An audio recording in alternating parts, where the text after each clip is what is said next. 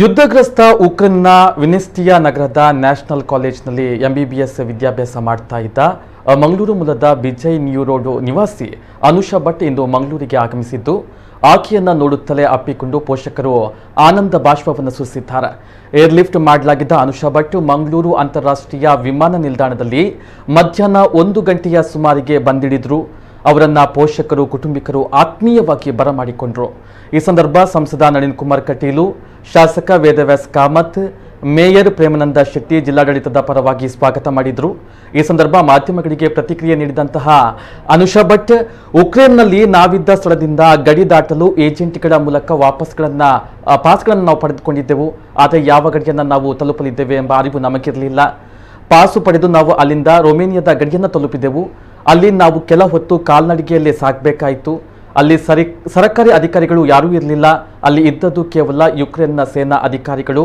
ರೊಮೇನಿಯಾದ ಗಡಿಯಲ್ಲಿ ವಲಸೆ ಕಚೇರಿಯನ್ನು ತಲುಪಿದಾಗ ಅಲ್ಲಿಂದ ನಮ್ಮನ್ನ ಆಶ್ರಯ ತಾಣವೊಂದಕ್ಕೆ ಕರೆದುಕೊಂಡು ಹೋಗಲಾಯಿತು.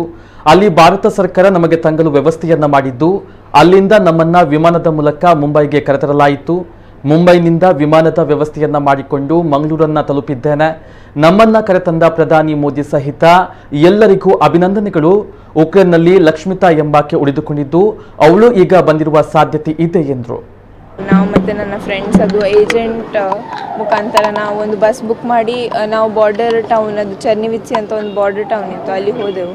ಮತ್ತು ಅಲ್ಲಿಂದ ನಾವು ಆನ್ ಫುಟ್ ಅಂದರೆ ಒಂದು 2 ಕಿಲೋಮೀಟರ್ ನಡೆದು ಮತ್ತೆ ನಾವು ಬಾರ್ಡರ್ ರೀಚ್, ಅದು ಬಾರ್ಡರ್ ಪೋಸ್ಟ್ ಉಂಟಲ್ಲ, ಅಲ್ಲಿ ರೀಚ್ ಆದೆವು. 27 ಏನು ಯಾವಾಗ ಅಲ್ಲಿಗೆ ರೀಚ್ ಆಗಿದೆ? 27th morning. ಈ ಕಡೆ ಏರ್ ಲಿಫ್ಟಿಗೆ ಏನಾದರೂ ತೊಂದರೆ ಆಯ್ತಾ? ಏನಾದರೂ ಪ್ರಾಬ್ಲಮ್? ಇಲ್ಲ, ಏರ್ ಲಿಫ್ಟಿಗೆ ಏನು ತೊಂದರೆ ಆಗಲಿಲ್ಲ ನಮಗೆ. ಅಲ್ಲ, ಅಂದರೆ ನಮಗೆ ಏನಾಯ್ತು ಅಂದರೆ ನಮಗೆ ಸ್ವಲ್ಪ ಕನ್ಫ್ಯೂಷನ್ ಇತ್ತು. ಅವರಂದರೆ ಅಡ್ವೈಸರಿಯಲ್ಲಿ ಏನು ಸ್ಪೆಸಿಫೈ ಅಂದರೆ ಮಾಡಲಿಲ್ಲ, ಏನಂದರೆ ಎಸೆನ್ಷಿಯಲ್ ಟ್ರಾವೆಲ್ ಅಂತ. ಅದಕ್ಕೆ ನಮಗೆ ಯೂನಿವರ್ಸಿಟಿಯಿಂದ ಸ್ವಲ್ಪ ಪ್ರೆಷರ್ ಇತ್ತು. ನಮಗೇನು ಗೊತ್ತಾಗಲಿಲ್ಲ. ನಾನಂದರೆ 3rd ಇಯರ್ ಸ್ಟೂಡೆಂಟ್. ನನಗೆ ಈಗ ಎಕ್ಸಾಮ್ ಉಂಟು, ಸ್ಟೆಪ್ 1 ಎಕ್ಸಾಮ್ ಉಂಟು ನನಗೆ ಮೆಡಿಕಲ್. ಅದಕ್ಕೆ ನಾವು ಏನು ಮಾಡೋದಂತ ನಮಗೆ ಅರ್ಥ ಆಗಲಿಲ್ಲ. ಅದಕ್ಕೆ ನಾವು ಬರಲಿಲ್ಲ.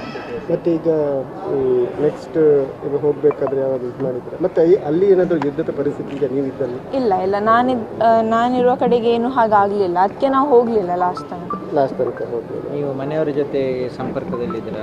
ಹೌದು, ಮನೆ ಅವರ ಹತ್ರ ನಾನು ಸಂಪರ್ಕ, ಅದಕ್ಕೆ ಏನು ಪ್ರಾಬ್ಲಮ್ ಆಗಲಿಲ್ಲ.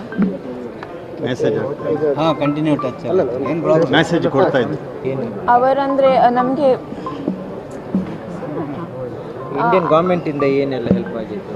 ಅವರು ನಮಗೆ ರೊಮೇನಿಯಾ ಅಂದರೆ ಬುಕಾರೆಸ್ಟಿಂದ ನಮಗೆ ಇಲ್ಲಿ ಇಂಡಿಯಾ, ನನಗೆ ಮಂಗಳೂರು ಬರುವ ತನಕ ಅವರು ತುಂಬ ಹೆಲ್ಪ್ ಮಾಡಿದ್ದಾರೆ.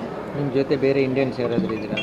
ಹೌದು, ತುಂಬ ಇಂಡಿಯನ್ ಸ್ಟೂಡೆಂಟ್ಸ್. ಅದು ಬುಕಾರೆಸ್ಟಿಂದ ನಾವು ಬಾಂಬೆದು ಫ್ಲೈಟಲ್ಲಿ ಫುಲ್ ಇಂಡಿಯನ್ಸೇ ಇದ್ದರು. ಅವರನ್ನೆಲ್ಲ ಸೇಫ್ ಆಗಿ ರೀಚ್ ಆಗಿದ್ದಾರೆ? ಹೌದು, ನಾನು ಕಾಂಟ್ಯಾಕ್ಟ್ ಮಾಡಿದ್ದೆ ನನ್ನ ಫ್ರೆಂಡ್ಸ್. ಈಗ ನಾನೀಗ ಬರುವಾಗ ನಾನು ಒಬ್ಬಳೇ. ಅಲ್ಲ, ಈಗ ನಿಮ್ಮೊಟ್ಟಿಗೆ ಅಲ್ಲಿ ಕಾಂಟ್ಯಾಕ್ಟ್ ಆಗಿದ್ದಾರೆ?